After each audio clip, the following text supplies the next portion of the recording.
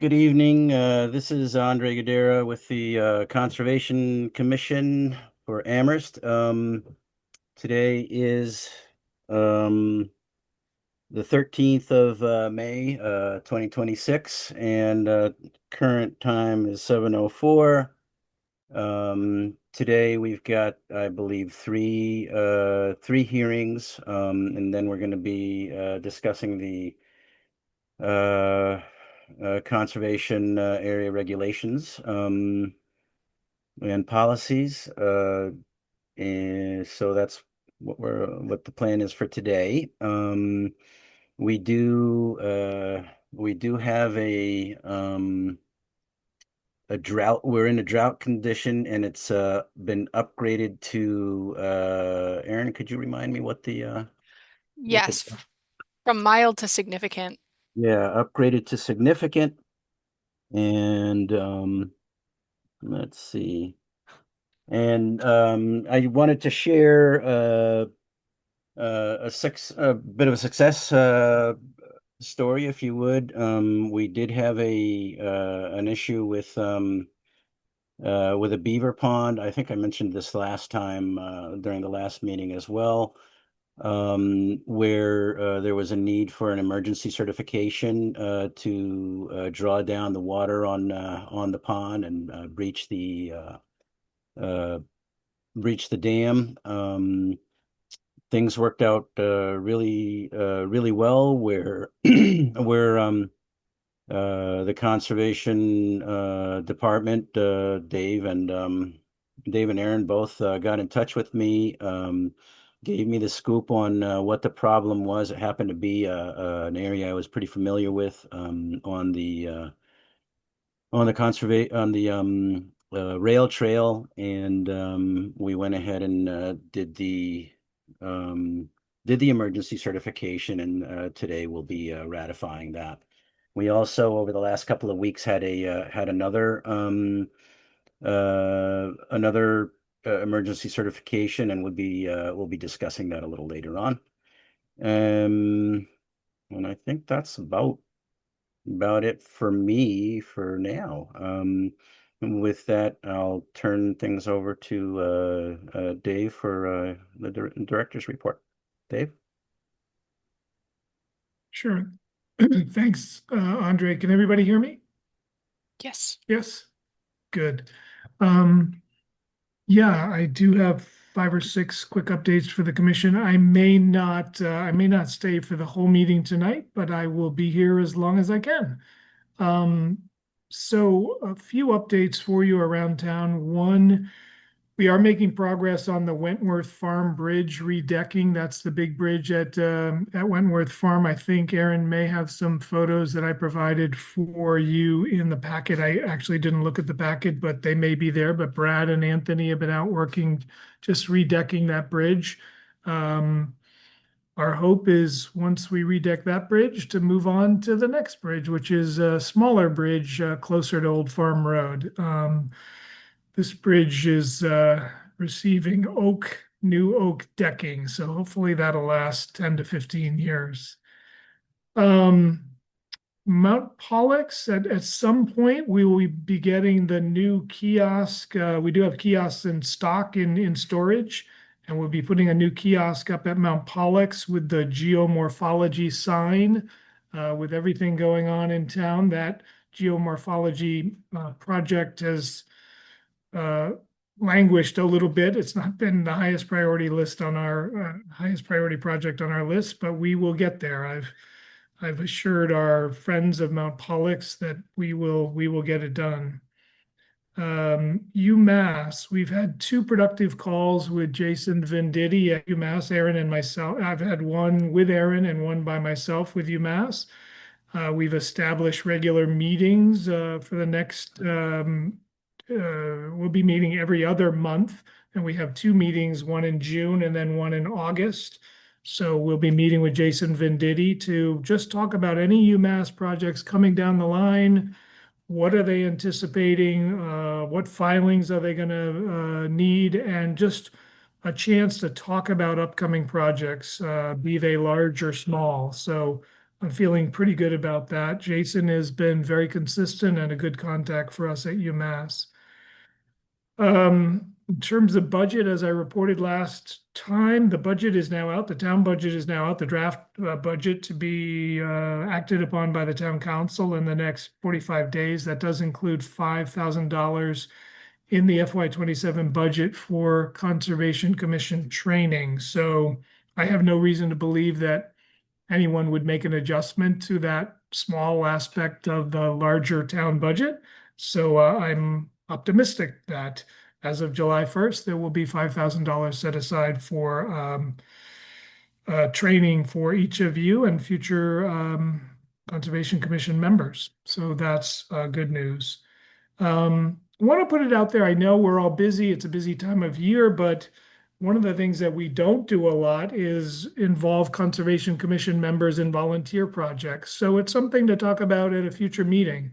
Would you like to be involved with, during the summer, if there's a bog bridge project or a bridge redecking project or bluebird box installation, whatever it might be, we always could use volunteers, be it you individuals or family members, friends. So let's keep that in mind for maybe, talking about this summer. There's always things to be done out there and volunteers are needed.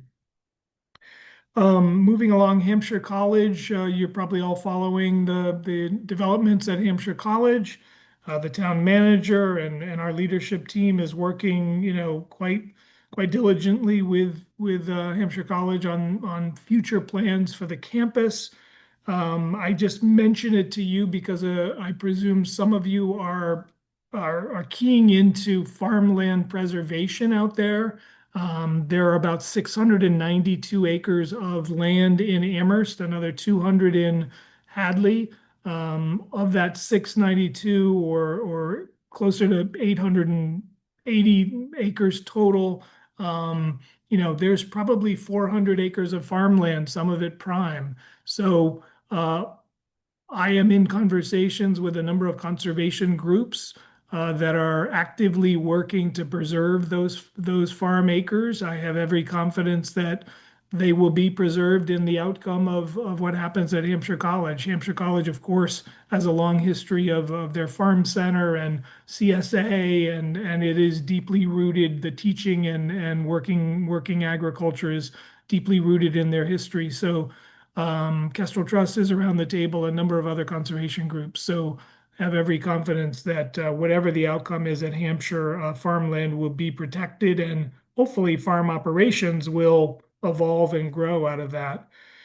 Let's see what else. Yeah. Dave, on that Yeah. point, would it be fair to say that no matter who ends up with the land, that one of the very first tasks is to delineate the wetlands?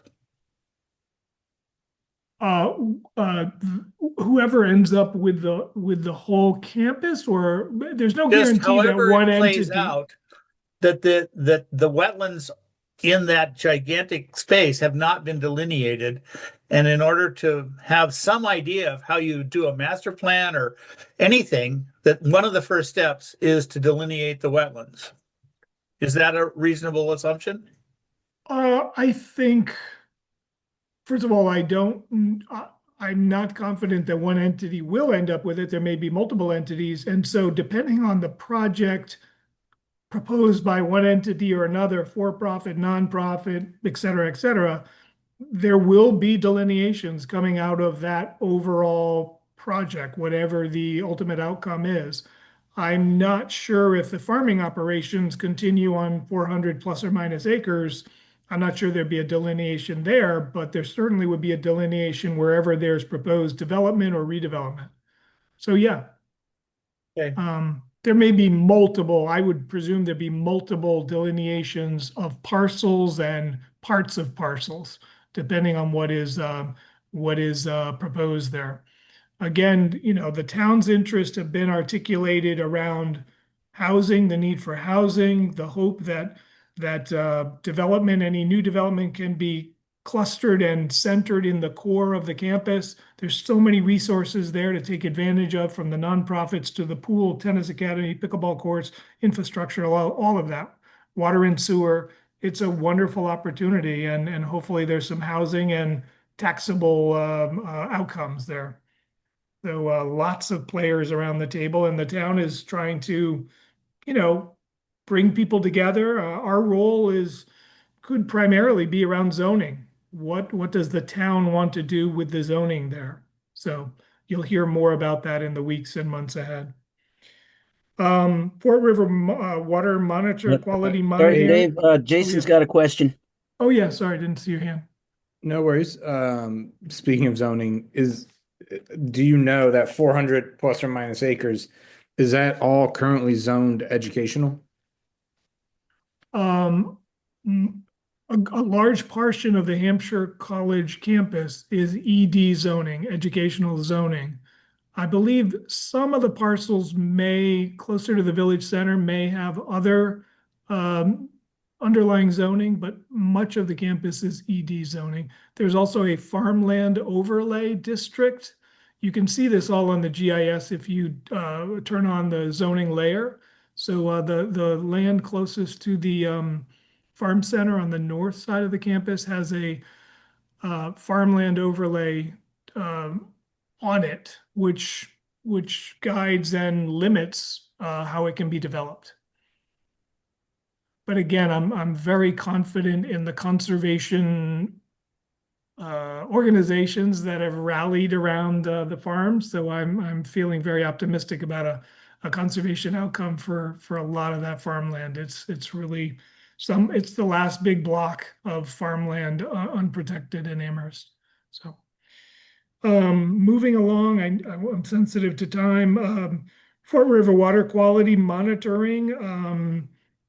We are continuing to partner with DPW, Amherst DPW, the Fort River Watershed Association, DEP.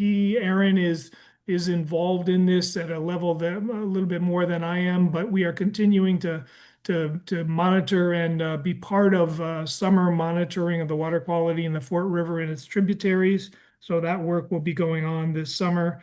And then culvert assessment grant, again, Bruce has a pivotal role in that. He may want to, report out on that. I know the work is progressing. I'm not as involved in that at that level. So maybe Bruce in a few minutes can give. Yeah, go ahead. One sentence, which Sure. is we've had 2 major meetings. We've gotten lots of feedback. There was a town hall and then the sustainability fair. We have plans for 3 or 4 more tablings at various events. And the assessments are underway. Okay, great. What else? I will not be at your next meeting. I will be on vacation, so I will miss the meeting on 5/27. So that is just for your information. In terms of Olympia Place, 47 and 57 Olympia Place, I know that Sarah had done some research. I wanted to give a quick update Dave? on that. Dave, I'm Yes. sorry to interrupt you. Can we talk about, oh, you're going to be leaving later.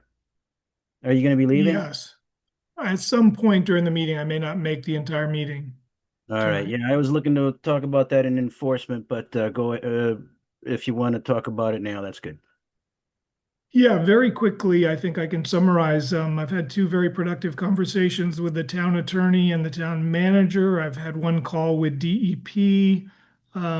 Briefly, and I may limit my discussion because we really don't know where this is going to go in the future, and frankly, it may not go anywhere. But I'm always a little cautious if in the future there are any kind of legal outcomes or next steps with these situations. I think it's important to kind of talk about what needs to be talked about and let the town and staff and town attorneys do what they do. So the town is taking our role seriously. We have the initial report from DEP, which I think Sarah provided. The town already had that report, but that report was done very close to, if not on the day of or the day after the actual event, the fire. DEP in that report essentially, ended the report by saying no further action is needed at this time, and that is an important caveat. I want to make it clear, no one knows whether there's contamination on the site or not. We're going to do our due diligence. There may be no further action needed at all. And we'll see how that proceeds. The town attorney has advised us that we, as I represented to you a couple of meetings ago, we, the town, we are now a responsible party in this. We own the underlying fee to the conservation land. So the owners of 47 and 57 are a responsible party. We are a responsible party because we own the conservation land. So we have some responsibility in next steps. I've contacted. Dave, Yeah, I'm I've sorry. con- Can you tell us where you came, or just at some point tell us where that was concluded from?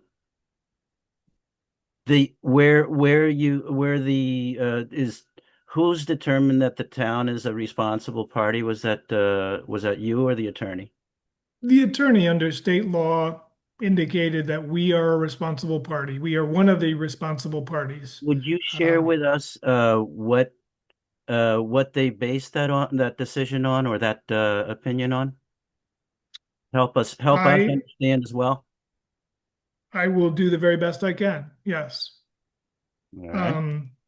We are, I've been in contact with the owners of 47 and 57, and all future correspondence to them will go through their attorneys. So they're aware of this conversation tonight and where we're headed. And I think what the town manager wants to affirm or confirm with you is that the commission would like the town to pursue next steps. And he asked me to ask you this evening, you want us to pursue next steps and pursue soil samples of the conservation land. And so that's kind of an action I'm looking for from you tonight. Is that something you would like us to do? We can bring that to a vote in a few minutes, Dave. That'd be great. Thank you Okay. for that question from Paul. Thank him. And we are prepared if that is your interest. We are prepared. We're seeking estimates for soil samples right now from various contractors. So that's where we'll go. The town manager's office will kind of oversee the process, and correspondence between the town manager's office and the owners will go through Paul Bockelman's office. So that's kind of where we are.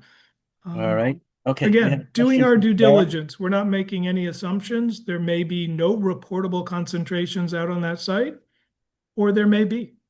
Yep, that makes sense. I'll have to say, Dave, that I'm highly concerned about the fact that it's been 4 months since this occurred, and it's been and again, I'll repeat it on, one more time that the owners of the property have not, they took a long time to respond, and I think that we should have made a determination a long time ago, because if there is contamination, then we're going to be 4 months behind.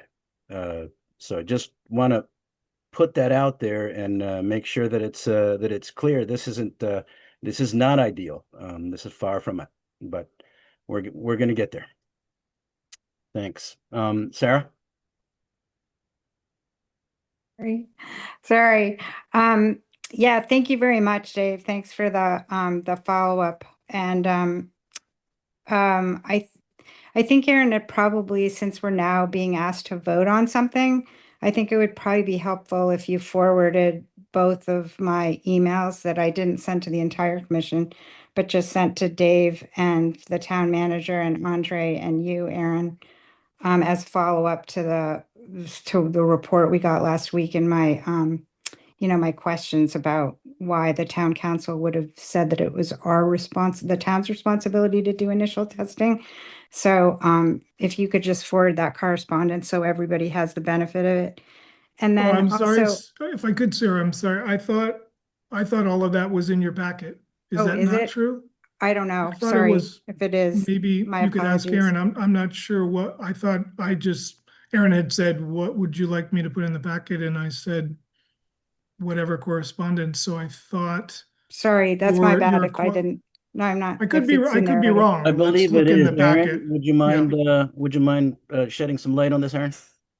Yeah, I think I shared the latest correspondence from Sarah. I'm not sure the initial one was uploaded, so I can upload that to Oh, Sarah. that'd be Okay. great. Thanks. I thought That's everything was in okay. there, but I just wanted to, but Dave, here's my question, because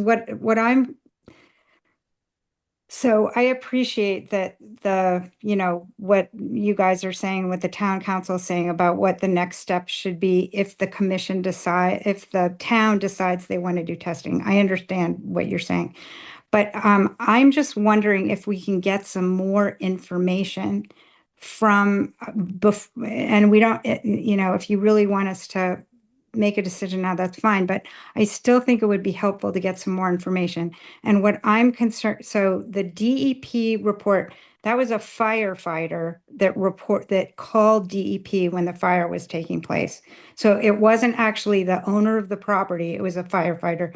And the guy that I spoke to at DEP explained mostly what they were looking for was an oil spill. And the guy went out and he visually looked and did not see any visual signs of an oil spill. And the conclusion was that if there was oil that spilled from whatever's on the side, it would have burned because the fire was so intense. So they weren't actually, that was at the fire, and they weren't looking for other things in particular. And so I just would like personally think we should have a little bit more information. What did the property owner know about what was on site at the time of the fire? Because that's important, because if there was something on site that they knew might contaminate the neighboring property, they would have an obligation to report it. So I'm just curious, I'd like the property owner to say to us, to our knowledge, there was nothing on site that could have caused contamination we didn't know about anything that could have caused a problem. I'd like to kind of know what what was on site. And then secondly, I'd like to kind of know the property owner to take us through what they did. What did you do? Because one thing the guy at DP said is, he said to me, when I showed him I sent him the pictures, and I expressed, said, we're concerned that there's not been any cleanup. And the guy at DEP said, I'm surprised that the property owners' insurance companies didn't do anything. They typically would require this. So it's just, I think we need a little bit more information about what was on site prior to the fire and what has the property owner done since then. And if they're now hiring a lawyer, it's just a little weird. Like we're just trying to get a little bit more. I mean, it's fine, but we just need a little bit more information, because right now we have a very severe fire that was upgrade of town property, and you can see from the pictures that all this stuff just washed onto the town land, and it hasn't been cleaned up. So I don't think it's out of the realm to just get a little bit of information. Okay, sorry. here's my Jonathan. my quick response is, I can't speak for the property owner. It's not my role to, but I had a conversation with the property owner today, and I don't think we're going to get any of that information about what was on site. We certainly could, as part of any LSP's work on the site, I believe that will be part of the site to look at what, there was diesel in a crane. There was, what were the fuel sources at 57 and 47. So I think a lot of that will come in that initial report, but I'm not expecting a lot more from the property owner at this point. But a lot more information will come out if we begin to test. The fire department also has a lot of that information. And if we connect the LSP with the fire department, they will know what chemicals, what liquids were on site. So that's the best I can offer today. Dave, just real quick, what makes you think that they won't share anymore?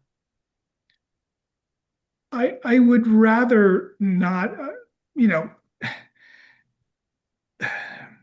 the owner is going to deal with the town through their attorney, period. That's what I was told today.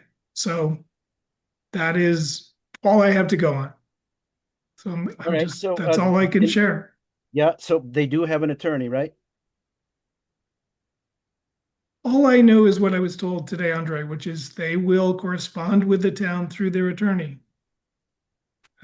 I don't have any more information. Okay, no, yeah, I just didn't know if aside from the fact that there was an attorney, if you had some knowledge that they would not want to be sharing what materials were in there. That was the question, and you answered that you don't believe that they're going to share it. So I was just wondering I why. believe there are other ways to, we know through building permits, we know how the buildings were heated, we know, that information is not difficult to find in other ways. The fire department did a full report on the fire. The building commissioner has full reports on both buildings. So I'm not feeling like the town won't be able to access that information. Was there gas, diesel, et cetera, on the property? So I'm not feeling like that is information that will be hard to determine. Yeah. Okay. All right. So the town doesn't believe that we're going to get anything else, any more information from them. We simply will correspond. The town will be writing to the owner and requesting cooperation, and we will see what that response is. That's the best I can do today. Yep. Okay. Sounds good. Thank you. Jason? Yeah, somewhat, I think to Sarah's point is how and to the conversation here, if we're gonna have somebody go out and test, if it's the town's responsibility to have somebody go out and take samples of the soil, we need to know what it is we're looking for other than petroleum products. So how, we need to make sure that we get some information or that there's right now, right, you can't find what you don't if you're not looking for it, you can't find it, Yeah, it's a right? great question, Jason. We will be working with these LSPs to create a scope of services that will cover what materials, chemicals will be looked for in this testing. So I'd be happy to share that with you at a future meeting once we have that. But yes, there will be a number of things we will be looking for And also, as part of that. because there was so much water used, is there, and Dave, I'm just somewhat asking this rhetorically, but isn't there a potential that some of this stuff has just been washed downstream? Like, how far will this investigation actually go? Meaning, are we going to look 100 feet over the property line, or are we going to go downstream 2 miles? I think these are all great questions, Jason. I don't have the answers tonight. I think we will, to some degree, be talking with these people who do this for a living and are experts in 21E situations and asking for their guidance. Okay. You're right, how far does an investigation like this go? There are streams, there are rivulets, there are subsurface water, etc. But again, I think right now it's just kind of very good questions, and I will bring those to the LSPs. So, just to clarify for everyone, Dave, if we request it and Paul approves, then the town will hire one or more LSPs to take samples, and then what you're mentioning is that most likely the LSP will work with the fire department and other entities to find out what really to test for, and then they'll be going out there and testing. Yeah, I think that's I don't know all the specifics of it, but I think that is generally the path forward for us. Okay. Yeah, that makes sense that they try and find out everything that they could to address Jason's question, which is we don't know what to test for yet. So, okay. Thanks, Dave. Thanks, Jason. Kara? We can't hear you. You're muted. I remember back in January starting to ask these kinds of questions. And I've read the emails that Sarah what composed, and I read about the legal framework and that the property owner is responsible, a responsible party. I mean, perhaps the town, I guess the town is also, but the property owner certainly is, right? And they are responsible for reportable conditions, including the threat of release, which I guess goes to what Sarah brought up about wanting to know what materials were on site that were possible contaminants. Is that correct? And secondly, whether they were likely to exceed reporting thresholds. So my question is, since we have, as a commission, repeatedly said we'd like to get some communication with the property owner, where is the real focus on what their responsibilities are and the questions that we are very legitimately asking as a conservation commission? I mean, this is our job. And to me, it's confusing or not really satisfactory to be told, well, their attorney will respond to the town. I mean, at what point did they respond to the Conservation Commission? And at what point do our concerns get addressed?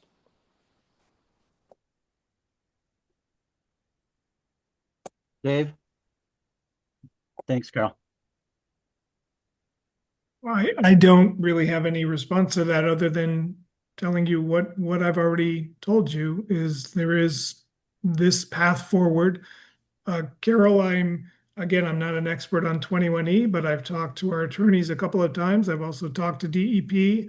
The responsible party definition, I will tell you, is very broad under 21E, and it is crystal clear to our attorneys, we are now a responsible party. And I understand. So we own the land, and the owner of 47 and 57 is also our responsible party. So Right.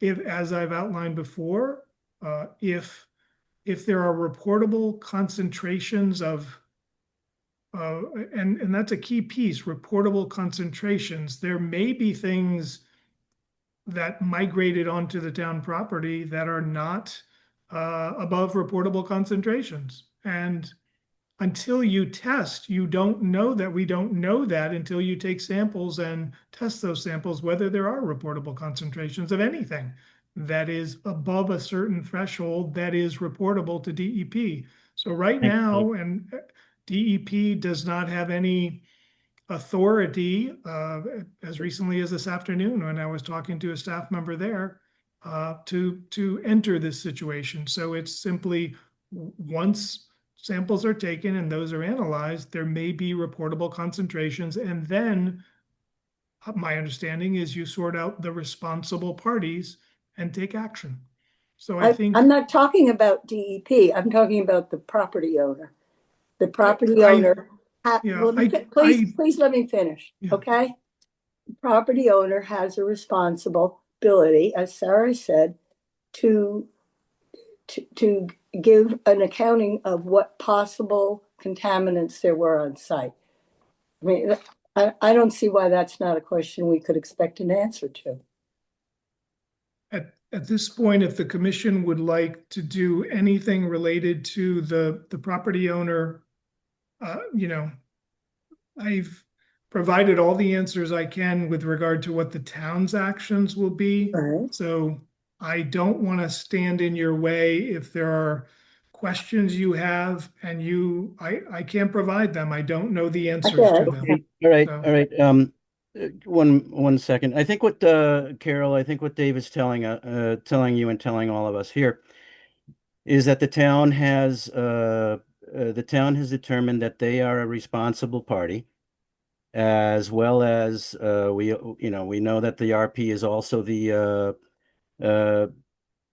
property owner there. And he's also telling us that the town has its own attorney, and that the property owners have their own attorney, and that if we want to act on our own behalf, I think, what I'm reading out of this is that the Conservation Commission is on its own with no attorney. That's why we need a budget more than just training, but that's where I'm seeing us kind of stuck here. So I'll leave that open. Sarah? So the guy that I spoke with at, I don't know who you spoke with, Dave, but the man that I spoke with at Mass DEP was very helpful and wants to help the town, and said that he would be happy. He does think, I mean, he did say that he thought testing was a good idea. And he said he'd be happy to, I mean, presumably whoever the town would hire knows what they're doing, but he said he'd be happy to, if there are questions about suggestions for what to do for initial sampling, and also any questions about interpreting results, he'd be happy to help with that. So Mass DEP is, potentially a resource for that, to the extent that whoever you use. And the other thing I just wanted to say is it's unfortunate, honestly, that the property owner, I think, is hired counsel, because that tends to just make it into a kind of a fight. But if you guys want, I'm happy to try to draft a letter requesting some information if the other commission members want to do that, and see what their response would be. I mean, my guess is that if a letter comes from the Town Conservation Commission to the property owner, even if it's going through their council's not going to ignore it. They will respond. And if there are questions that, that we decide we'd like to ask, I can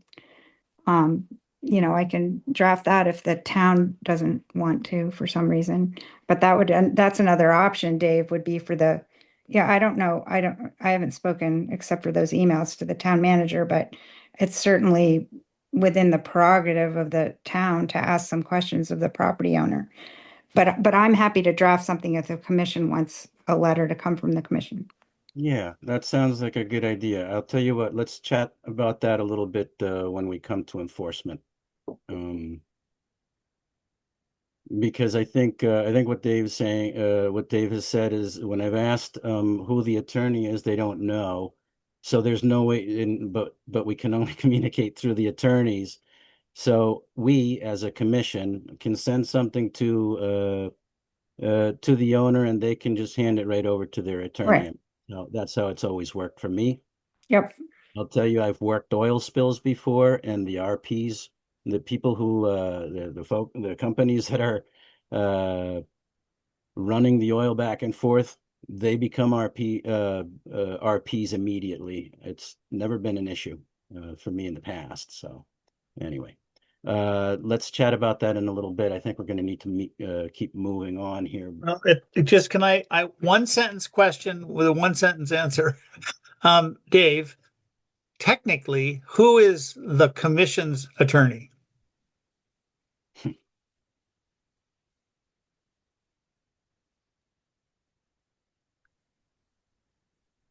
I don't know, as the commission has committees and boards, as far as I know, do not have their own attorney.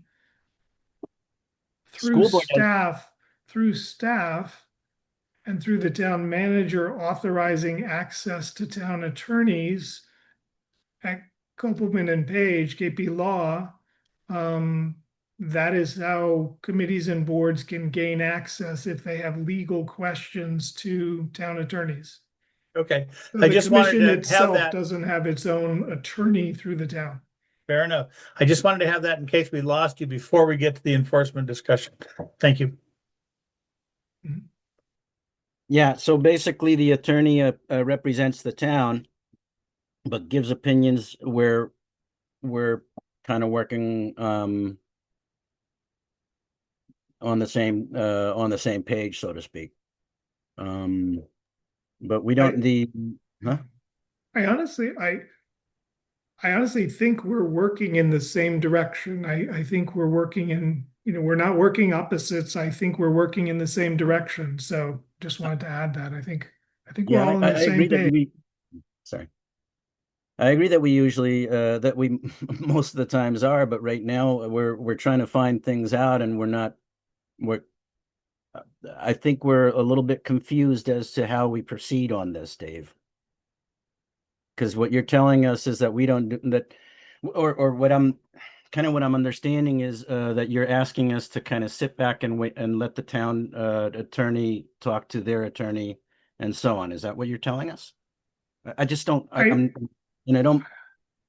just looking I think for in some short, clarity. I think a process is playing out here, and I'm simply presenting the commission with that process that will happen through the town and the town manager's office to communicate with the owner of the adjacent property, to bring on a licensed site professional to do testing. So I think I'm simply asking for, if you will, your patience to have that process play out.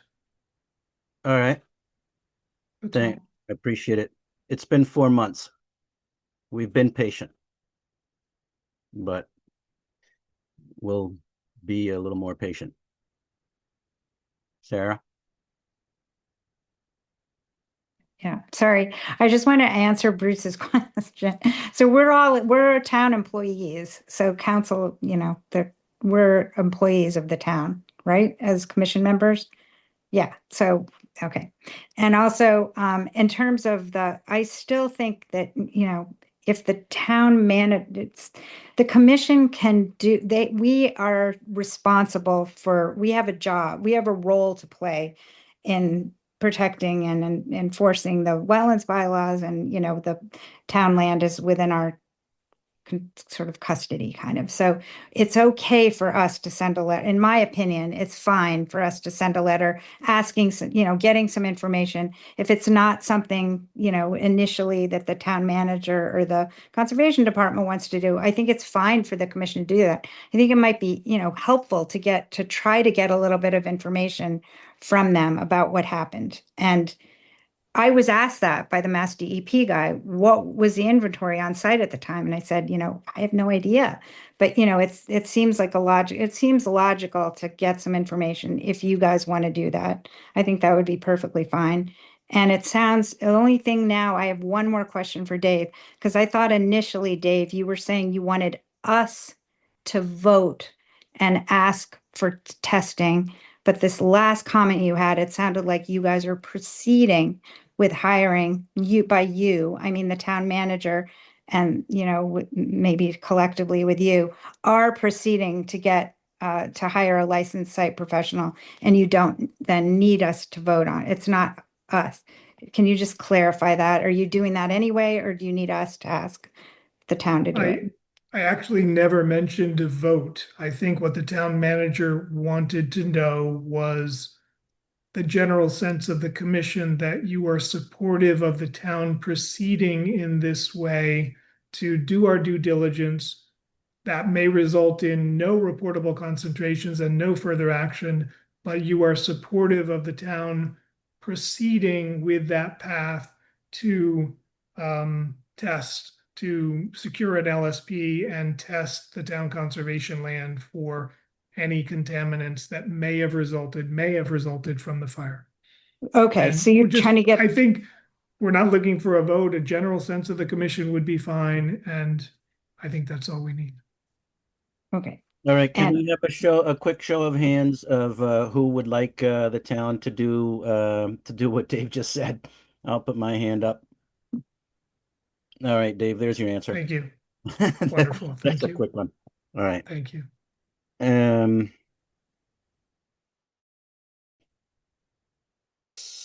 topic? No. Okay. Anything else, Dave, from the director's report? We kind of took a side avenue there because you're not going to be around later on, but No, thank you. I know you have applicants and hearings. mhm. All right. Well, thanks again, Dave. Um, with that, do we have any updates on land use, Aaron? None. No land use applications today. Alrighty. Well, with that, then we're going to move into our first hearing. Before we do that, I'd like to give some general procedures for these hearings. Stick with me. I'm trying to read through some glasses that I usually don't read with. Each hearing has 20 minutes. The first 5 minutes are going to be for the applicant or their representative. When the applicant or representative comes up, please state your name, who you're working for, and your preferred pronouns. And for any members of the public, state your name, address, and your preferred pronouns if you have them. So 5 minutes of a presentation by the applicant, 5 minutes for the staff, for town staff to comment. We'll have 5 minutes of public comment, which will translate to 2 minutes per person, and 5 minutes for the commissioners. Just as a reminder, any documents that you're going to submit for consideration need to be submitted by the Wednesday, the week before the meeting at close of business. A couple last issues, Robert's Rules of Orders, just everybody remain silent until called. You can always raise your hand. And I will, the chair will facilitate, will tell you when it's the next person's turn. So with that said, we're going to move on to our very first hearing. This public meeting is now called to order. This meeting is being held as required by the provisions of Chapter 131, Section 40 of the General Laws of the Commonwealth, an act relative to protection of wetlands, and as most recently amended in Article 3.31, Wetlands Protection under the Town of Amherst General Bylaws. This is a request for determination, an RDA submitted by Ty and Bond on behalf of Eversource to determine whether soil boring and sampling activities at the former manufactured gas plant, MSP, on Pelham Road, map 15A, lots 29, 56, 39, and 47 are subject to the Wetlands Protection Act and Wetlands Protection Town of Amherst Bylaw, Article 3.31. So with all that said, do we have presenters coming in for this hearing? Yes, I will add them in as I see Kate Wilkins. presenters. If anybody else wants to come in, please raise your hand. I see Ty and Bond folks here. Hello, Kate. Welcome. Hi. Are you alone tonight? I believe Matt Wagner and Oh. Saskia Oosting from Eversource are probably both on the line. Okay, I see Matt's joined here now. And what was the last name? I'm sorry. Oh, Saskia Oosting. There we go. Well, welcome all, and you have 5 minutes for your presentation to us. Thanks for joining Wonderful. us. Thank you so much. As stated, Kate Wilkins with Ty and Bond, she, her. With me is Matt Wagner, Ty and Bond, he, him, and Saskia Oosting from Eversource. She, her also. We're here to discuss the RDA that was submitted for the DNAPL recovery evaluation at the former manufactured gas plant off of Pelham Road in Amherst. We're going to shorten manufactured gas plant to just MGP to keep words at a minimum. So this area is located just west of the Fort River, right off of Pelham Road. I believe there's the farm that's adjacent, as well as a hair salon in that area. So the site is located within jurisdictional resource areas. So our proposed assessment activities will take place within riverfront area, bordering land subject to flooding, the 100-foot buffer zone to bank and bordering vegetated wetlands, as well as the locally regulated 100-foot no disturb zone. This site was an old manufactured gas plant, so they actually manufactured gas at the site and delivered it to residents of the town of Amherst. And it was decommissioned quite a while ago, but there's some residual contamination that's at the site that needs to be addressed and cleaned up. We've been in the process of, or Eversource has been in the process of doing that for quite a few years, and we're at the point now where we need to do additional assessment. So the purpose of the proposed project that we're presenting at the moment is to perform additional assessment of the site to inform future remediation and risk characterization of the area. And the overall objective is to bring the northern portion of this site, so north of Pelham Road, portion former MGP site, to a permanent solution and with conditions designation. So we have a variety of activities that are going to take place. I don't know if it would be helpful to kind of talk about more background. I know, Aaron, you and I kind of discussed, like, would it be helpful for the commission to understand more of the background, or should we just roll right into actual activities proposed in this application?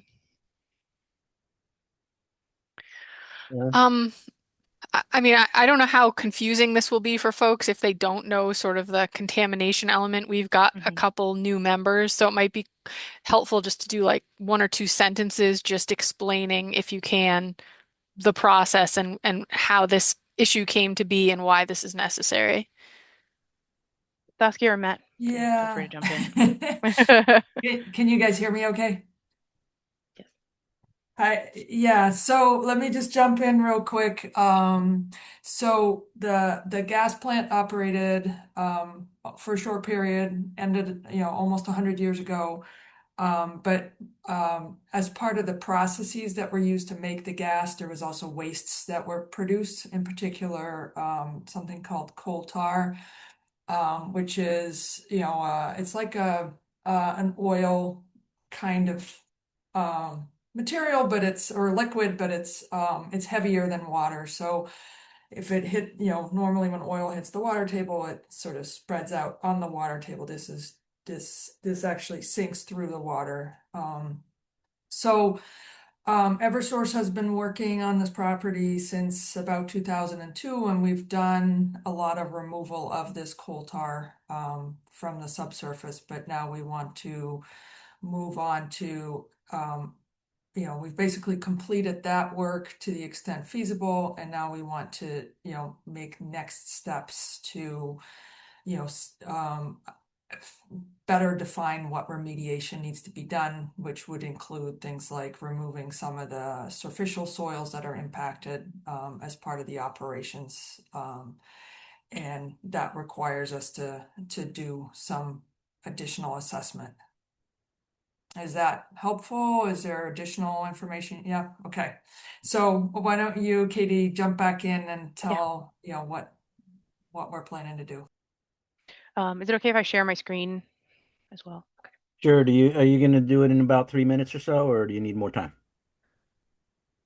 As I go through the list, it'll be helpful to point it out on the map so everybody understands where the locations are, so I can do it right now, if that's okay. Yeah, meaning what I'm asking is how long will it be, more or less? Hopefully 2 minutes. Sounds good. Thank you. It says it's disabled at the moment. So are you able to put a request to share when you try to share it? Just says disabled share, host disabled attendee screen sharing. It just says Weird. okay. Okay, sorry about that. Try now. That work? Wonderful. Thank you. Sorry, it's never done that before. Okay, so are we seeing the kind of overall site plan here? Okay. Yes. So as we stated, this first phase of the work and what this application is covering is really just overall assessment. We're trying to figure out what's there and where it is, and we're not planning to do any sort of removal at this point in time or any sort of extensive excavation. First thing is assessment of sediment area, excavation area to delineate the extent of sediment removal required to mitigate the imminent hazard. So we have this assessment area here. This is all going to be done with hand borings, so an auger hand borne into the ground.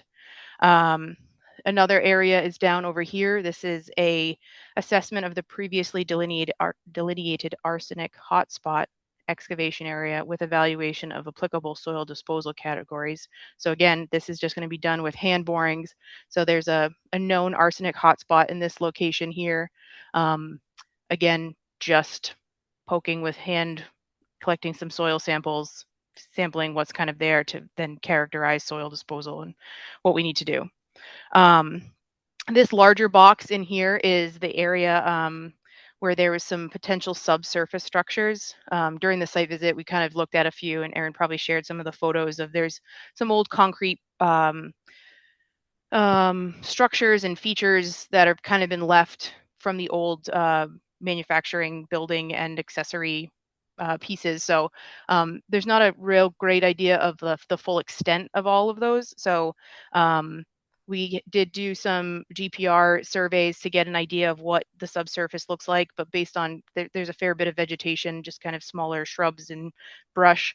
So GPR can't get a full assessment of that just because they can't run the equipment just straight across the ground in that instance. So there is going to be some test pitting using a small excavator.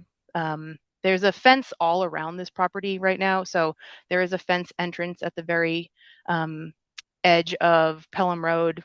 There's an existing pathway that a truck goes back and forth in. When we've been doing sampling and testing at the wells out here, we've been using that. So they'll be using that existing access and cutting kind of smaller shrubs and smaller saplings as necessary, but keeping with the existing pathways. So those areas will be kind of excavated out to kind of get an idea of the full extent, not planning to go down super far, and everything will be restored to grade upon completion and stabilized. We're not planning on removing any soil or digging anything out or trying to reduce our ground disturbance to the extent possible. There's a few different existing groundwater wells kind of throughout. A lot of these are all test locations and ground wells. So we'll be using just standard equipment to sample water from the existing wells. No ground disturbance associated with that.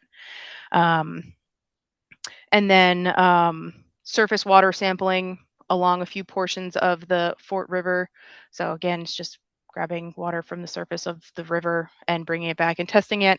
And then the last bit will be 5 transects along a portion of the river, pretty much in this northern section, and then a little bit under the bridge and into the other section of the river. To evaluate for the presence of coal tar within kind of a 1 foot of the sediment surface. This will be done by foot with a hand tool, and then sampling will be done during lower flow periods to the extent feasible. So that's just making sure that we're checking that everything is here, we're checking off the boxes, going through the everything that needs to be addressed and reviewed and asked for so that we can then pull together a larger assessment to figure out what's next for the actual remediation of the site to move it to the next phase of things. So hopefully that was 2 minutes, 3 minutes. What was I at? Thank you, Kate. Yeah. And the purpose of obviously of all of this is because there's going to be a cleanup. Or that's for a potential planned cleanup. Is that right, Kate? Yes. Yes. Yes, that's, the ultimate purpose. Yeah. All right. And when any of those larger features, when any of the larger activities happen, we'll be coming back in front of the commission with more detailed plans on exact areas, BMPs, extent of work, so on and so forth. So All right. Yeah, I just wanted to get get an overall scope of it for us all to understand. Bruce? Bruce, did you have a question? Yeah. Is there a plausible scenario in which the testing of the river doesn't show any contamination and that less harm would be done by just letting it stay the way it is? To date, some sampling was done in the river, earlier on. There was, it was essentially negligible, but the work we're doing now is just, to some extent, it's, the surface water sampling it's like, it's like getting a little checkup on the river to make sure there isn't a change. We also, like I said, we've done a lot of removal of this coal tar from the subsurface. So, if there were things that could have impacted the river, hopefully that there is less potential for that. But we're basically trying to get a more current assessment and making sure we're dotting all the i's and crossing the t's so that when we submit something to Mass DEP, they don't go back and say, well, you didn't look at the river. So that's essentially or you didn't look at it enough or detailed enough. So, and very quickly, so in effect, this is phase 2 of the removal, because I think you just said, well, we've already done a lot of removal. And so now this is a finer grain, finer opportunity to fine tune the removal. And it's driven in part, if not in large, by state legal requirements about these kinds of circumstances. Yes, our work is regulated by the Massachusetts Contingency Plan. That's what Okay. we're following. And the initial phase was the pumping of this coal tar from the subsurface. And now we're moving on to the additional steps. So it is like a second phase.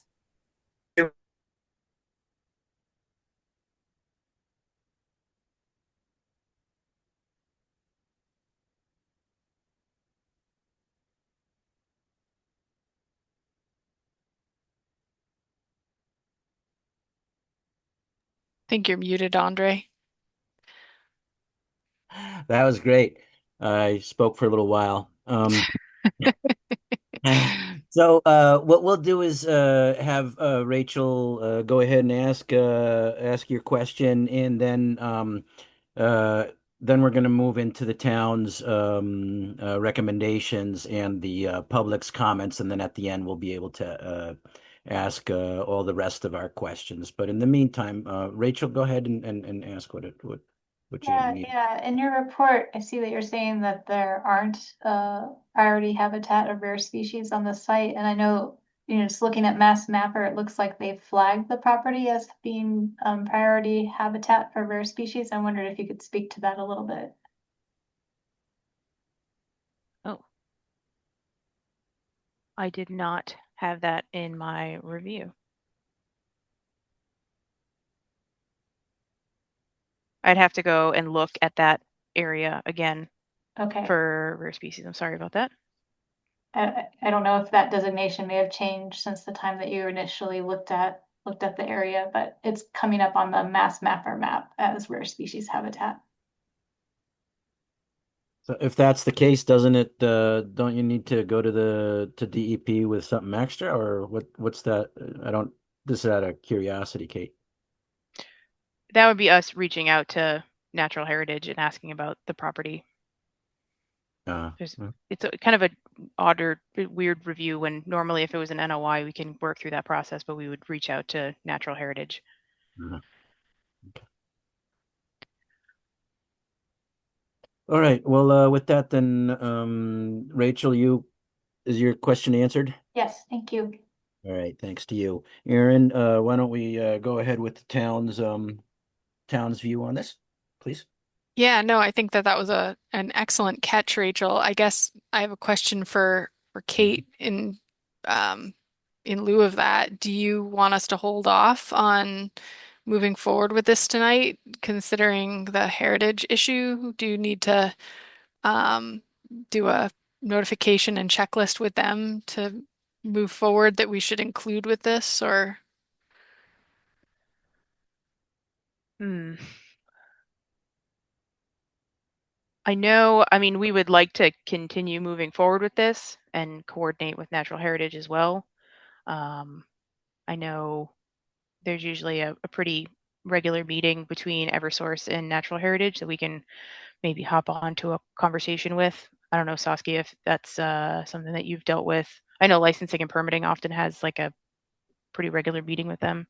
I can certainly reach out to somebody. I'm a little surprised because we did or an RDA like 2 years ago maybe, and there's been prior NOIs as well, but those were a while ago. So I'm a little surprised this is coming up.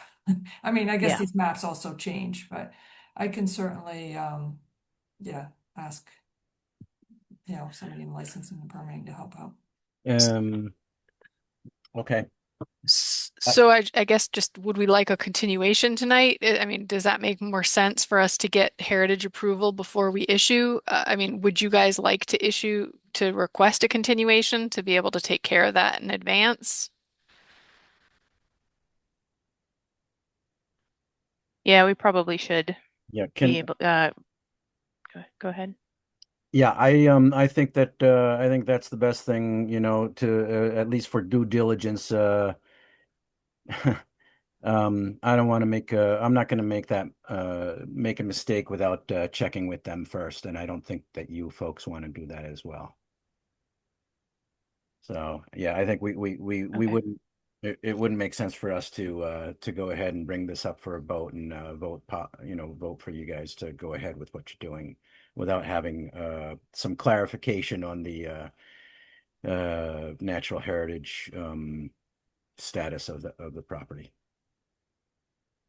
Understood. So, Aaron, do you suggest continuing with your with your recommendations and so on, and we'll continue with some questions and then leave just one simple question left for before we vote on vote on what we're going to do with this next meeting? Yeah, I think that everything's queued up basically for approval. We just would want to have the conditions from Heritage in hand so that we can, include those as conditions and have that as part of the record. So I would say that we should move to continue the public hearing to May 27th at 7:15, and I'll queue up a motion to that effect. All right, I'll just check with the public too here, real quick. Give them a chance to speak. I don't think that they will have much going on, but I'll do that, and then we can Can I ask a question? motions. Yes, Carol, is it a question to the presenters, or is it about? Yeah, I'm just not familiar with natural heritage, that's all. Oh, natural heritage is the part of DEP that deals with endangered species and I think it's a non-game species. Okay. Anyone correct me if I'm a little off, because I could be. So okay, well, I'm gonna check. Let's check with the public and see.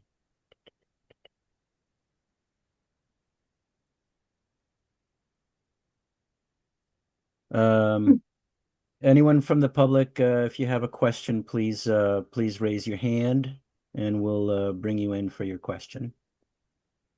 So far, I see none. Okay, so we turn it over to the commissioners. Anyone have any questions to start out with? No, I see no questions. So I think I'll just say it once again. I think it'll be a good idea to check with Natural Heritage, make sure that that everything's in the clear for the next steps, and then come back to us, and we'll finish this up. So what we're looking now for out of the commissioners is a motion to continue the public hearing to February for the Eversource MGPRDA to May 27th, 2025 at 7:15 p.m. So moved. That was Second. Sarah and Jason with a second. Right? Jason? One quick correction, 2026, sorry. It was 2025. Oh, I said 2025 or 2026. Yep. Jason. Aye. Sarah. Aye. Carol. Aye. Bruce. Aye. Rachel. Aye. Tina. Aye. And I'm an aye. So thanks, Matt, Saskia, and is it Kate? Yep. Yep, and Kate, for joining us tonight. Rachel, that was a really good catch on your part, and so thank you. And yeah, I think that's a good thing that Rachel found that, because I don't think any of us wanted to be stuck in the middle of something retro, trying to turn time back. So thanks a lot. And we'll see you at the next meeting. All right. Good luck Thank finding you. out finding that out from NHESP. Thank you. Thank you. Thank you. We'll see you soon. All right. Our next hearing, our second hearing, let me come over to here. Second hearing, this public meeting is now called to order. The meeting is being held as required by the provisions of Chapter 131, Section 40 of the General Laws of the Commonwealth, an act relative to the protection of wetlands, as most recently amended, and Article 3.31, Wetlands Protection under the Town of Amherst General Bylaws. This is a request for determination submitted by American Farmland Trust on behalf of Michael Stotts and Reed Farm to determine whether the activity of installation of a new sewer connection to the Russellville Road, Map 4B, Lot 5, Map 4D, Lot 17, is jurisdictional under both the Wetlands Protection Act and the Wetlands Protection Town of Amherst General Bylaw, Article 3.31. So with that said, if you don't mind raising your hands to present, and you'll be brought into our meeting. I see Lee McClellan has a hand up.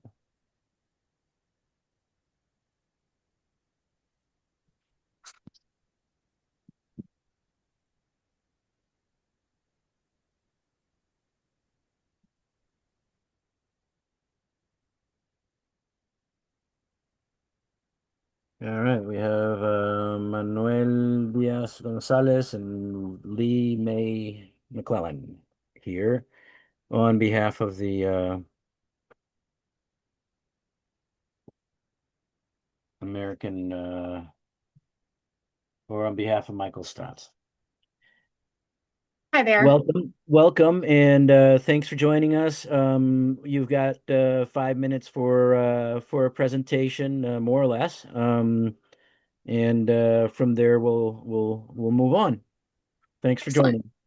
Thank you. Thank you for having me. My name is Lee May McClellan. I'm a conservation and agriculture technical specialist with American Farmland Trust. I'm working on behalf of Michael Stotts of Stotts Construction, and Kat and Peter Lasnica, who own Reed Farm LLC. This concerns two parcels, parcel 4B-5 and parcel 4D-17. These are two parcels opposite sides of the road on Russellville Road near the corner of Meadow Street. This is the former Queens Greens site that was sold last year and purchased by Cat and Peter. Cat and Peter own Reed Farm, which is based in Sunderland, and this is a satellite site for them.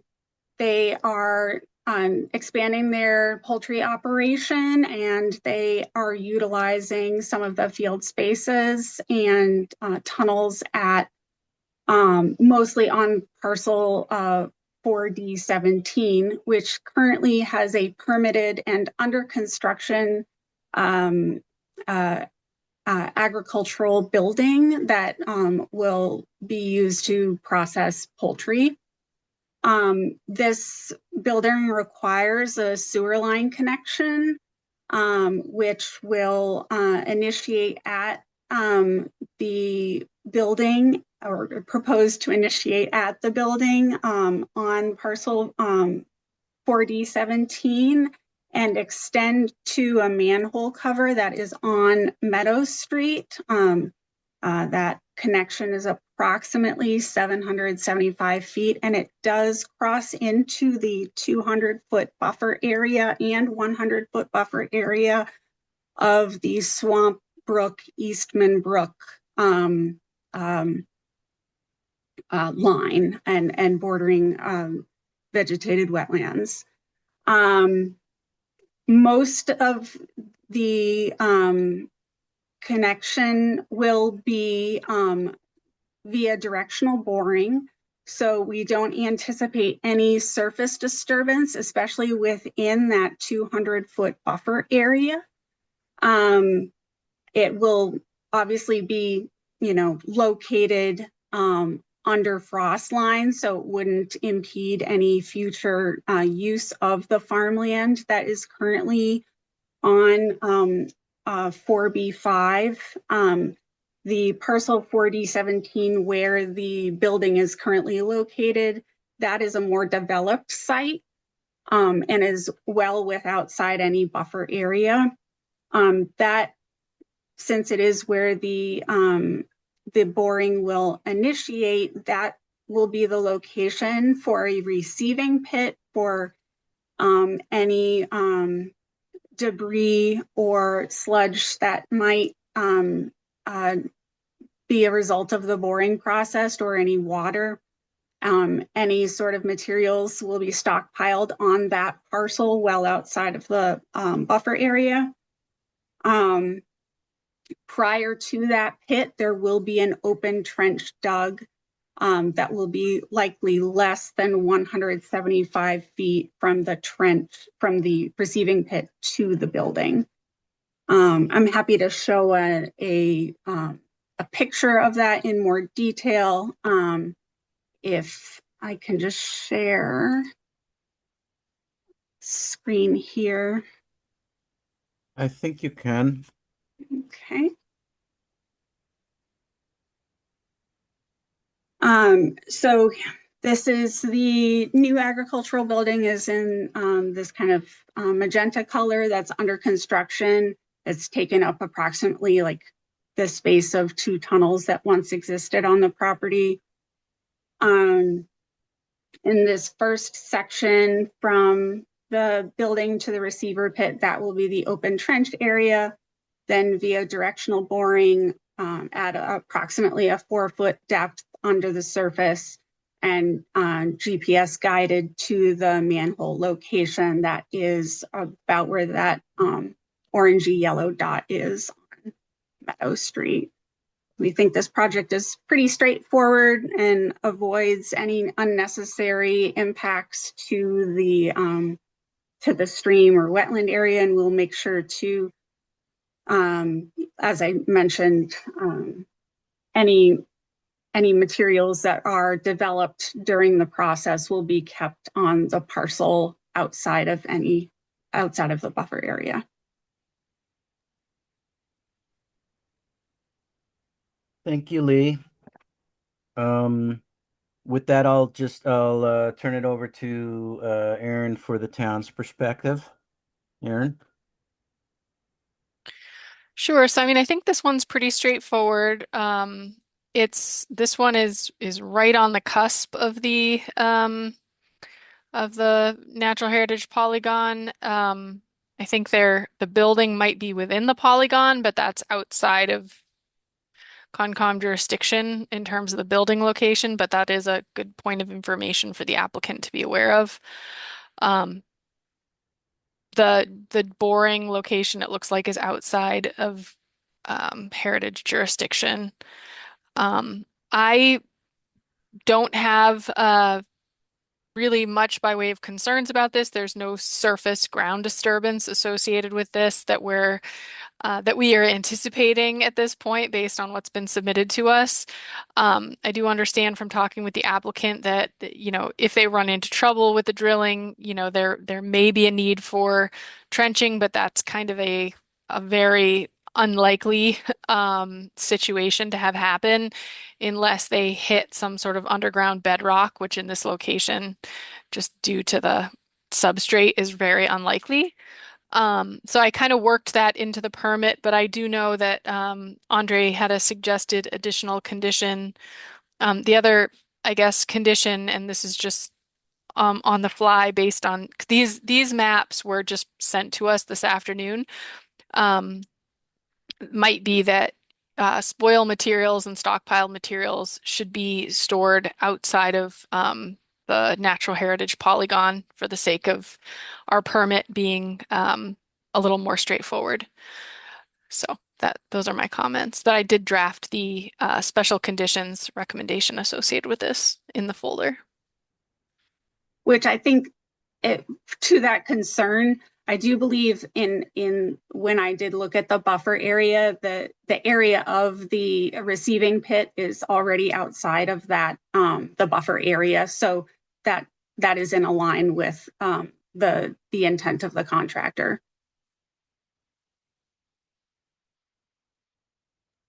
All right. Well, thank you, Aaron. I see we have 3 members of the public out there. If anyone has a question, please raise your hand now regarding this hearing. And I don't see any hands up. So we'll turn it over to the rest of the commissioners. Why don't I just go ahead and start? That essentially, if I know that there's some wording put into the conditions and so on that that end up with as a contingency in case you have to surface up from your directional drill.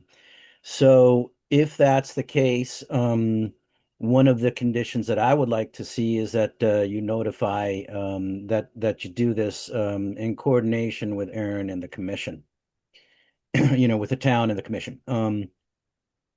In other words, that we don't hear later on that it's surfaced and you had to take you had to go through that contingency, but that we hear it ahead of time just to make sure that that things continue on the right path.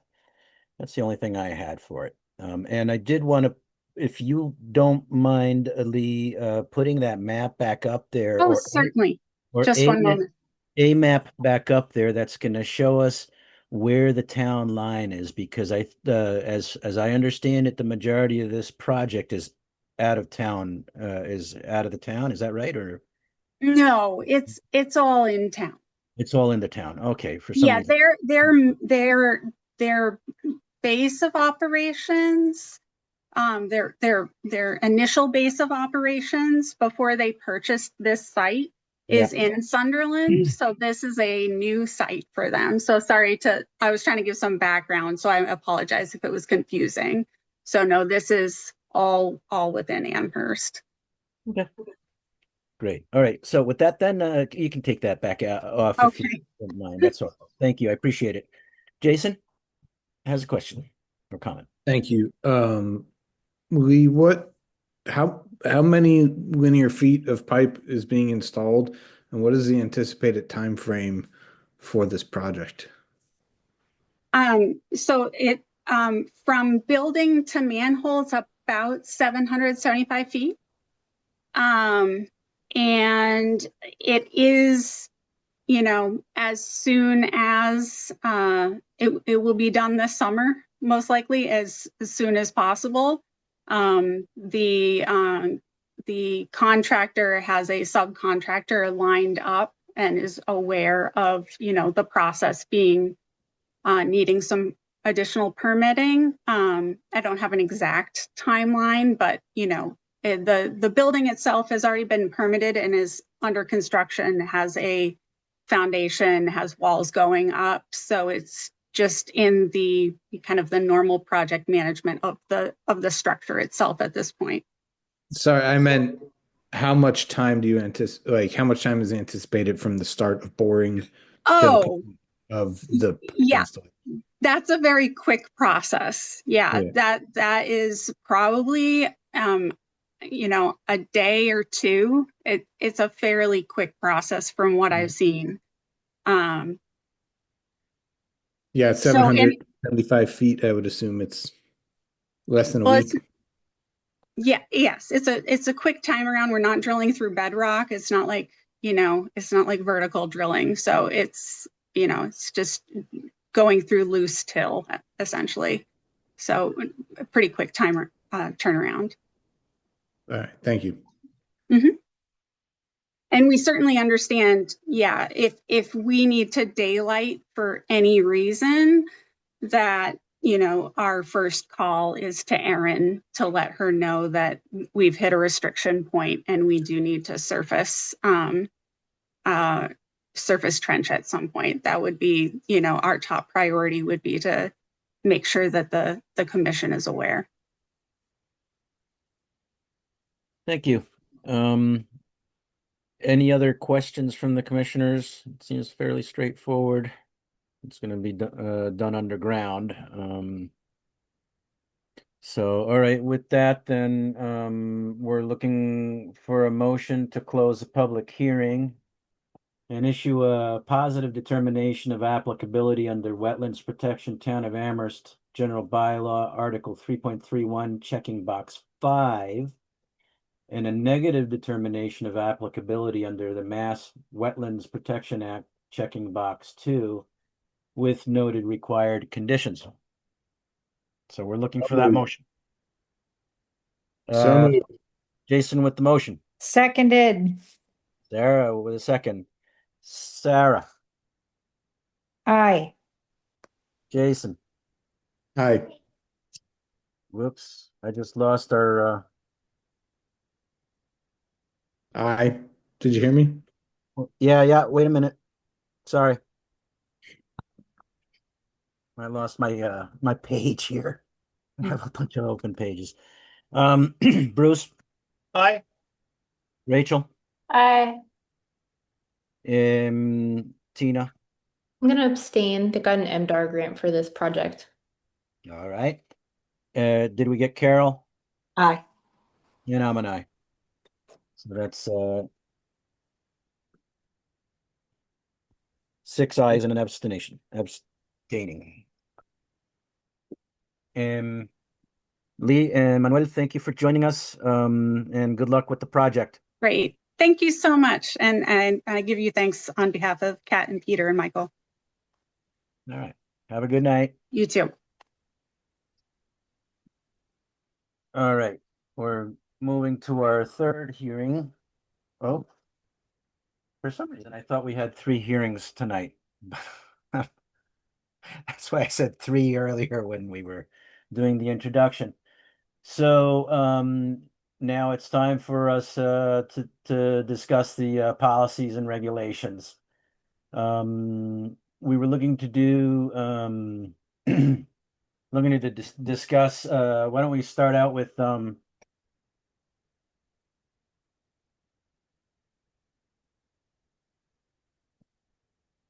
let's start out with the items that Tina brought, the your table for kind of an assessment of applicants for agricultural permits. Let me You did a pull pretty it good up job on putting that Google. together there.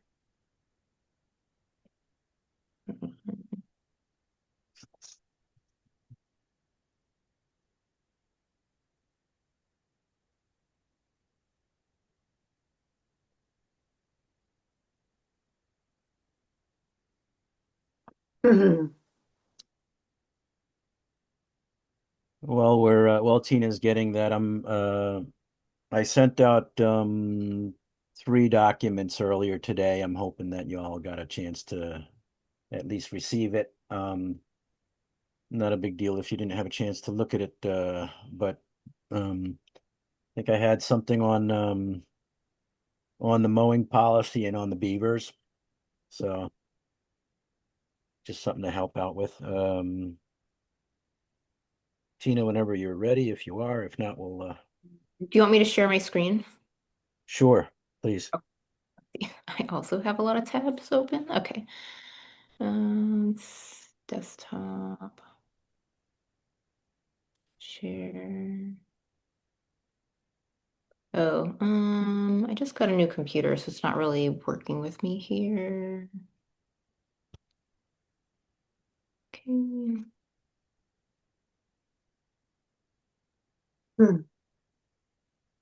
Oh, it's not letting me do it right now, unfortunately. Let's see, Aaron, do you think you could download that and just show it for us, or I could probably give it a shot too.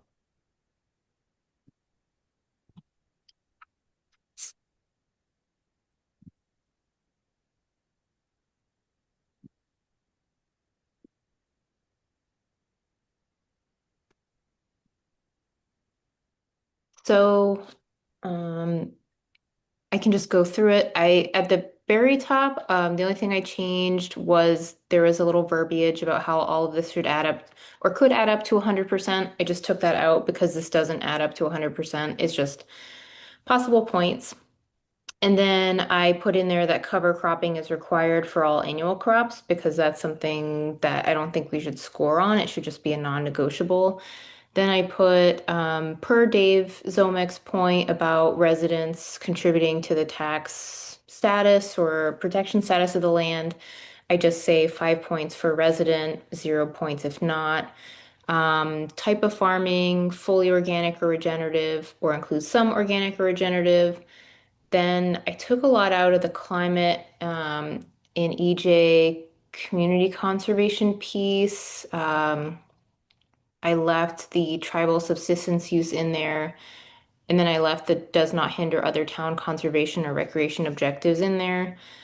Then what I added was farm viability and food security based on the needs I'm seeing of farmers on the field.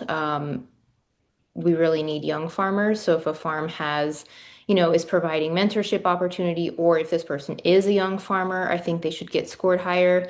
If this parcel will really benefit an existing farm operation, like a dairy farm, they're losing a lot of ground.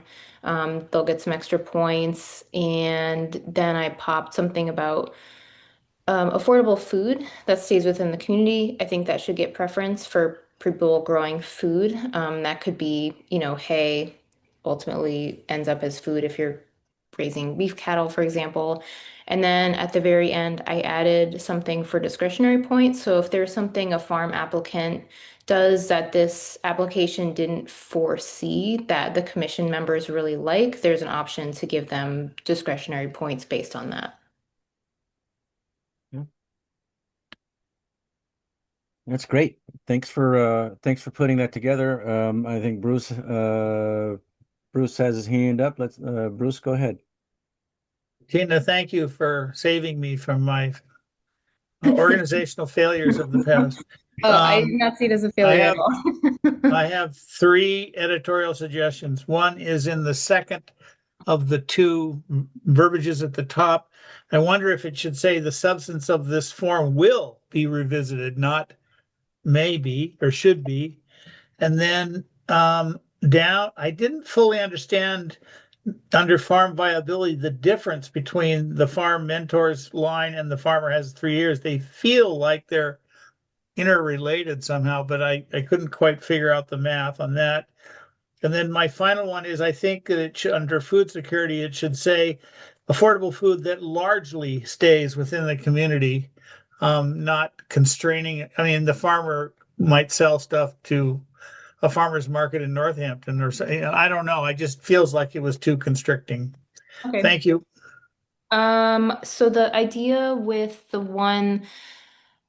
so many of our farmers being an average age of 58, I didn't want to close.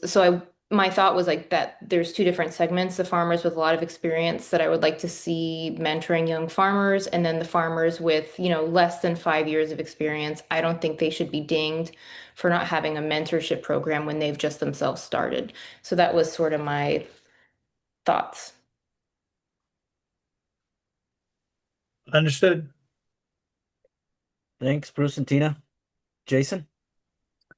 Yeah, I think there should be a few things. One, who's filling this out? Is it the applicant or is it someone else?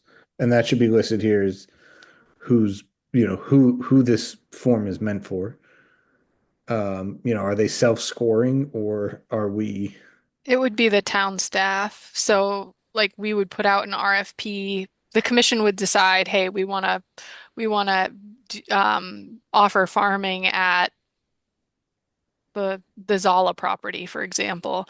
So the town would put out an RFP, RFPs would come in, and then town staff would look at the applications that come in and use these as a scoring criteria to select the farmer that was chosen to farm there. So we're not just using an arbitrary process to select people. Mhm. So then we need to figure out what's the high score, right? What's a minimum scoring threshold for someone to win the Well, I think right it would be like opportunity? whomever has the highest ranking would be the selected party, essentially. I agree with Jason. There needs to be a minimum because if only one applicant and they get 3 points, Right, know, I see. So we need to just, and we don't have to necessarily come up with all this here tonight, but we need to have that ranking on there so that whomever is filling this out, and in theory, putting two applicants against each other, those applicants need to know as well, how they Gotcha. score. Yeah, And that's then, an interesting one. How we'll do that. just historically, this is not the first time that this conservation land is being opened up to agriculture. So do we have any idea how much conservation land is currently being used for agricultural use? Right now, there's none. Well, I shouldn't say that. There's no agricultural licenses. There is, I believe, at least one lease, a long-term lease agreement, which is related to I believe the horse farm on Station Road. So yeah, there's no licenses that pertain to this process that we're looking at right now. Yeah. So I don't necessarily want to open a whole can of worms, but given, that Tina said the average age of the average farmer is 58 years old, and would it be beneficial? Could we set aside, of the X number of acres that are potentially available for agricultural use, can we set aside Y amount of acres for farmers under the age of 40? And actually have a program where we make it known to students. I mean, UMass is a land grant university that has a farming program, has a lot of stuff. Hampshire College did. Can we proactively try to court younger farmers and say, here's some land? It's my understanding that getting the land to farm is one of the biggest impediments to young farmers. So is that something we would Andre? like to? So the subcommittee did discuss that briefly, and we felt like the thing to do was get the rules and regulations codified first, and then imagine various programs that might flow out of that. And Jason's is a good example. Okay, that makes sense. I just want to put it out there because it's,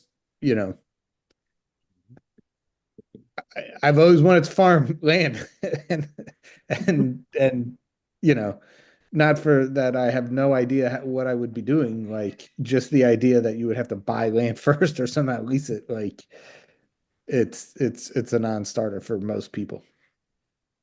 Most Yeah, young I agree with you, Jason. I think the secondary issue that the commission would need to be prepared to support is infrastructure on said properties, because if you've got a young farmer, being able to access land cheaply is huge.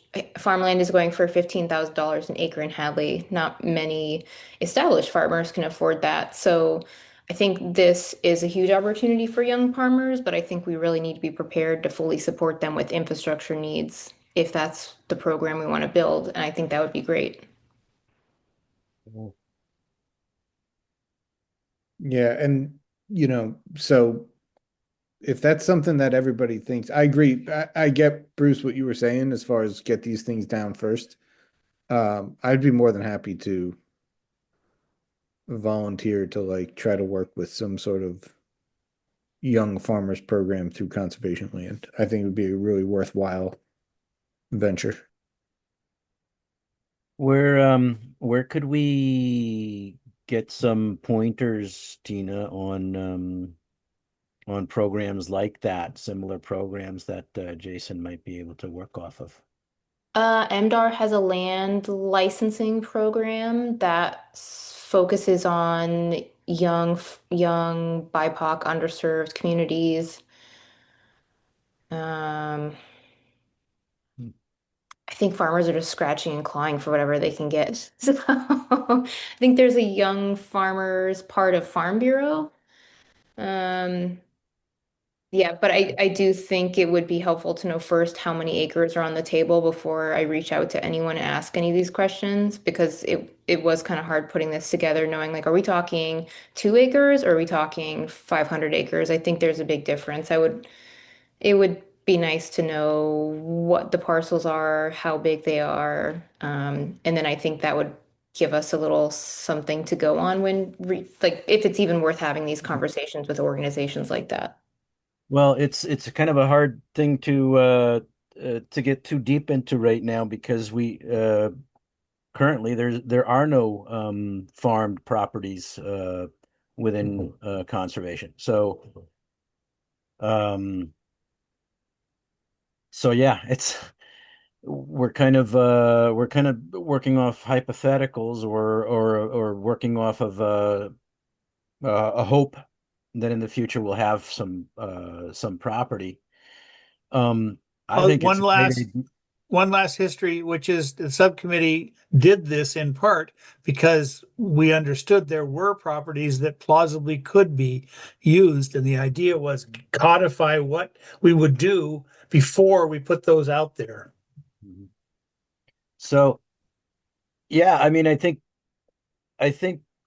getting the Jason, I think that it'd be great if you can find some of this information out for us to use as we move forward. But I also see the importance of getting this block moved through without getting in the weeds on things, especially something that we don't have available just yet. I mean, I think if we're I updating it re every year, we could just maybe find a score sheet we like, and then, year 2 or year 3, see what interest we get in these lands to begin with. Yeah, I think right now we move on what we've got. And Jason, if you would like to be working on something that we can include into the into our finished product or put it in as it's getting finalized, that's great. Um, Yeah, I mean, I think this is a good start, and we have to have something. We got to find out like the acreage, like Tina said, and everything. I think my point here is that we need to have a minimum score and like a maximum score, right? Which is we can just go through and add it up right now to get a maximum. But Also, one other thing to consider, and I don't know if this is jumping the gun at all, but like there's potential for hundreds of acres of farmland now with Hampshire College coming online that may end up in conservation. So this is pretty timely. Yeah. Yep. And there's already livestock there. There's some livestock. I do Ugh. one more point I want to make, and I don't, because none of this land is being farmed, but I think that we should endeavor not to displace an existing farmer when we start leasing lands out, because I know Hampshire College is used by a local farm, and like, should, and the town of Amherst take over that land, kicking them off, I think would be to find, to go through this process. I would not be very supportive of that. Sure. So then, sorry, so then is that a criteria that you want to add? Like, is the land currently farmed?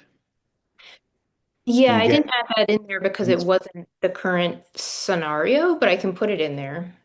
I Maybe think rather than put it into an assessment of individual farmers, let's put it into the general wording of the of the agricultural section where we just state that if land is being already being farmed, we're not gonna that we will not displace those farmers kind of thing. Perfect. So we should make a note then on the general policy in the agricultural section, just a note that we need to add some verbiage to the effect that lands currently being farmed cannot be repurposed for other farmers, kind of thing. I don't know what wording to use, but that's a start. So it's 8:51. I did make a promise to you guys that we'll be aiming to finish before 9. So can we just do a quick raise of show of hands on whether we're satisfied with the table that Tina provided? All right, cool. So we're good with the table. Tina, thanks for all your work on that. You're welcome. I think with this, I think we're out of time. I don't want to start diving into anything else. I could stay, we could be here all night and still be spinning our wheels. Bruce has I think we need to do the emergency certifications. Yep, yep. So back on our back on our agenda, we have got. We're going to skip the open space and recreation plan letter of review. We can take a look at it next week. I do have a couple comments. Would you mind then, Aaron, walking us through the emergency certification and ratification? Again, I want to say this one more time. I think this is a huge win on everyone's part here. The fact how the rail trail beaver issue came up and was resolved. I think that's exactly what we're looking for the commission and town to work side by side on this kind of an issue, and it was it was DCR who had applied. Anyway, go ahead, Aaron, and if you don't mind bringing us up to date real quick. We don't spend a whole lot of time. We don't. Sure. I think a picture's worth 1,000 words. So these areas here are holes that are being patched along the bike path, sinkholes. That was a little goose that was hanging out and I said hello to. But you can see that they've been adding stone to fill these sinkholes along the edge of the bike path as a result of the beavers. And um, little beaver friend was right out and working while I was out there on my site visit.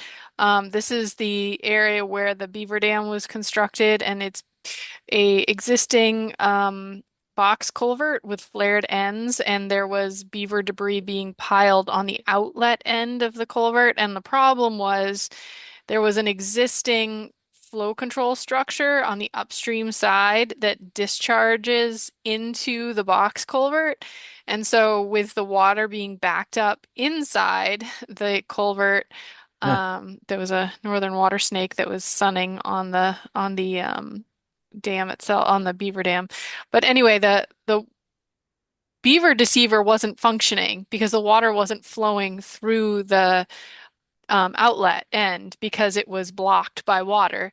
So this is why it became an emergency, because it was backing up the water all along the bike path. So this is the upstream side where the deceiver was, and it just the water level was not regulating. So that was the urgent need, and this is definitely an issue where the beaver dam is, or the bike path is being undermined by the water constantly. It's basically serving as a dam. So Erin, can you put that last picture up that you showed us? sure. I'd imagine many of us here are familiar with that.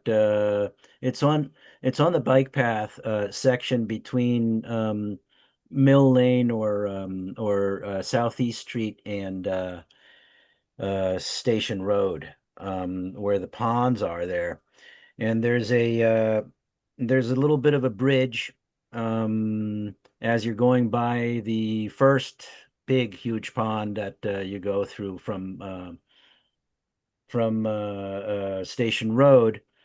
As you're getting down to the end of that pond, there's a little bridge, and on the right-hand side of that bridge is where that last picture that Erin had. Can you put that up, please?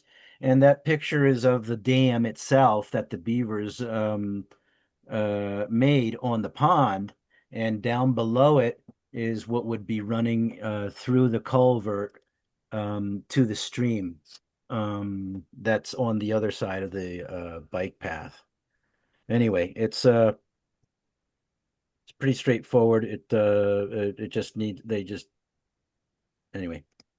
And so with that, I gave the okay on behalf of the commission for them to go ahead and return the flow to the lower end of it.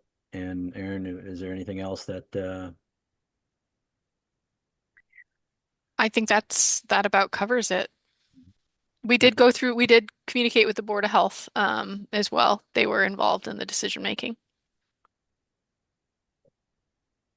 Okay, any questions on that, on how it happened, or so I got a phone call from Erin and Dave, or messages from Erin and Dave. We ended up on a phone call. What was that? Like on a Friday night or something like that. It was. Yeah. And luckily, I think we were all familiar with that spot, and went ahead and since it had been approved by Department of Health, I went and gave it a thumbs up. So I think things worked out pretty well for that. So now we need to vote on whether to ratify. So we have a motion there. That's the second motion visible there on the screen. Move to ratify the emergency certification issued to DCR at the Norwottuck Rail Trail for removal of beaver debris from culvert. Second. Oh, All right, that was Jason with a motion. Was it Rachel? yeah. Sure. Yep. Bruce and Rachel said it exactly the same time, but yeah. Oh, all right. Well, I guess you got it now, Rachel. Okay, Rachel? thanks, Bruce. Aye. You're welcome. Tina? Aye. Bruce? I, Jason? Aye. Sarah? Aye. Carol? Aye. And I'm an aye. Mm. It's ratified. 52 Elf Hill Road, Aaron? Yes. So, the situation with 52 Elf Hill was that there was a backup of sewage into somebody's house. They worked really quickly to put a plan together because it's the way that the regulations are under Title V versus Wetlands Protection Act is that they still had to have a hearing with the Board of Health. So they were able to get a hearing with the Board of Health within a week to get before the Board of Health. The distance from the wetland on Elf Hill was 95 to 100 feet approximately. So they were like right on the cusp of whether or not it was jurisdictional. But I did ask them to file an emergency certification just so that we could have it be an above board process and make sure there was sort of a checks and balances as far as the commission's involvement. I'll do a quick screen share to show you what the site looks like. So this is the area where the septic system is being replaced. This is Elf Hill Road to the left, and then the house that it was having the sewage backup is to the right. And then this is looking toward the wetland. The wetland is over behind that black car. And then this is another, so the wetland is in the behind the tree line, basically. So the applicant submitted their request to me, and I think it was a little bit different of a process. I mean, I think we looped in Andre on the approval. I think that was just not a sort of collective decision-making process, maybe. But it was, that was essentially the process that we went through. I sent the request to Dave. Dave gave the approval, cued in Andre on basically the issuance of it. So that was kind of how that one rolled out. Okay. Now, normally do towns notify the commission beforehand and all that as well? Or is that Yeah, so other communities that I have worked with, the commission I think you can develop a policy of how you want to handle these situations. And absolutely, if you want to have, and it can be a range of options, right? Like a verification with the chair prior to issuance, for example, or a verification with the vice chair prior to issuance. Could also be that you actually want a commissioner's signature on the permit before it goes out. I mean, there's various sort of layers of oversight that the commission could request. I mean, I think in a real emergency where when I say a real emergency, there's situations where a tornado blows through, right? And there's no calling a chairperson to get an approval. Like it's just you go out and have to move a tree off a house or something, right? phone lines would be down anyway? Right, exactly. So I think that it's kind of like when you can get permission, you get permission, and or you get that signature or you make that phone call. And in other cases, I think it worked out well, the way I yeah, think it worked out. I just I'm asking again out of lack of knowledge. yeah. I have like in some cases the commission has appointed me as their agent, where they said that they made a vote to appoint me as their agent to be able to have sign off. It's been interesting with Amherst because it's like other commissions I've worked for, the commissioners have been on the commission for 30 years. Like people have been long-term serving on a commission. And so they make a vote and that vote just sticks for a long period of time.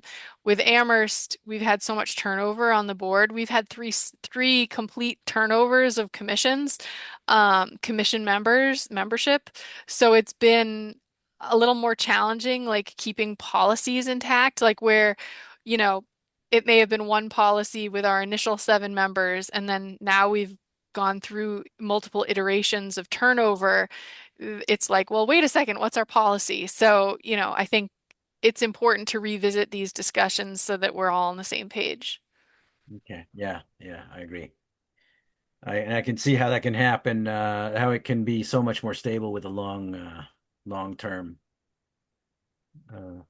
Well, okay. So with that, then, any questions from commissioners on 52 Elf Hill Road? All right. We need a motion then to ratify the. If you don't mind putting that up, because I move to ratify the emergency certification issued to Daniel and Adelia Pope at 52 Elf Hill Road for replacement of a failed septic system. Second. Jason with the motion and Sarah with a second. Sarah, Aye. Jason, Aye. Carol, Aye. Bruce, Aye. Rachel, Aye. Tina, Aye. and I'm an aye. So 52 Elf Hill Road emergency certification is ratified. And I think at this point, I'll see if there's anybody of the public who has any comments or questions. Please raise your hand. And I see no hands, and so I'm looking for a motion to adjourn, unless there's anything else that folks wanted to discuss at this point. I move we adjourn. I'll second that, Bruce. All right, Bruce with the motion, Jason with a second, Tina, Aye. Sarah, Aye. Carol, Aye. Rachel, Aye. Jason, Aye. Bruce. Bruce raised his hand and said aye, but I couldn't hear him. And I'm an aye. So thanks a lot, everybody, for Thank you. another productive evening, and we'll see you all in 2 weeks or a little more. Thanks, everybody. Have a good night, guys. Good Good night, everyone.